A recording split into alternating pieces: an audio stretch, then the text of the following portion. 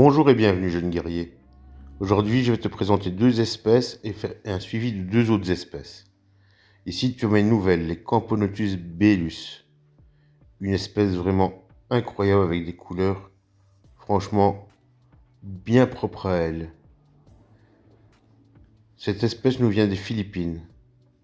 Pour l'instant j'ai un peu de couvain mais je la stabilise encore. Alors j'essaye plusieurs techniques d'image pour que vous voyez avec vos yeux les couleurs qu'elles peuvent vraiment avoir. Et un peu plus loin dans la vidéo, je vous ferai un comparatif avec des Lasius SP noirs pour que vous vous rendiez compte de leur taille. Et ce n'est pas une très grande espèce. Vous voyez, ça c'est comment vous les verriez vous. Elles sont vraiment magnifiques. Leur major et la reine sont sensationnels. Les ouvrières sont assez banales. Voilà, vous voyez le comparatif avec une Lasius, c'est pas beaucoup plus grand. Lasius est même plus balèze que la Gine belus.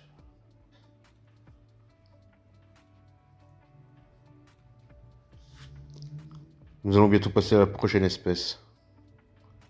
En attendant, je vous laisse avec quelques images des belus. Profitez-en.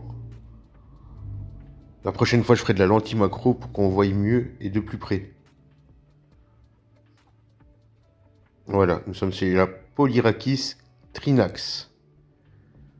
Je l'ai reçue à la bourse d'Entomons par la fourmi gauloise.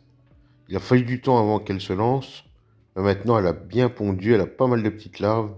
Elle a un beau petit couvain, sérieusement. À savoir que cette espèce vient de Thaïlande et semi-claustrale. Donc il faut la nourrir régulièrement pour pas qu'elle consomme son couvain. Vous pouvez voir là, quelques œufs dans ses mandibules, il y a quelques larves. Franchement, elle n'arrête jamais. Je la maintiens à 28, on va dire. Et ça fonctionne très bien.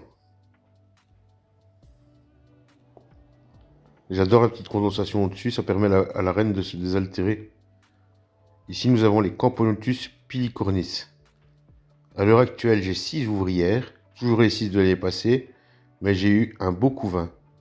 Vous le verrez un peu plus loin, elles n'ont pas raté leur ponte. Cette espèce, je l'avais acquis chez Ant House en fourmi gratuite, reine seule. Ce n'est pas une espèce pour débutants, bien que du contraire. Elle n'est vraiment pas facile. Vous pouvez voir, elles m'ont rentré elles-mêmes les cailloux. Étonnamment, vous voyez la taille des cailloux, c'est fou leur force. Imagine être une sacrée acrobate. J'essaie de vous faire une vue sur le couvain, mais c'est pas promis que j'y arrive. Elle protège bien, mais comme vous pouvez voir entre les mandibules de l'ouvrière, et par brillance aussi, on voit un peu le couvain. Il y a une dizaine de petites larves, ça promet une belle future génération. Et la spécificité de cette espèce, c'est que les œufs sont roses. Et voici mes Camponotus nicobarensis qui étaient dans le nid de Terrafourmi, où j'avais eu plein de soucis à cause du Covid, je n'avais pas senti une odeur chimique.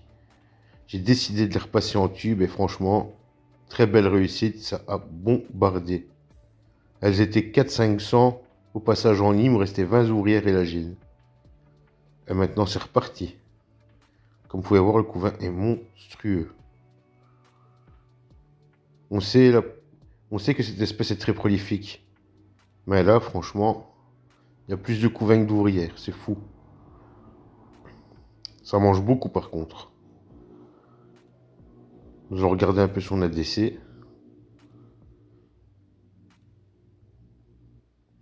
Cette année, elle est repartie. Je les repasserai dans un petit neon center, puis dans un plus grand. Genre amphithéâtre de la fourmi gauloise.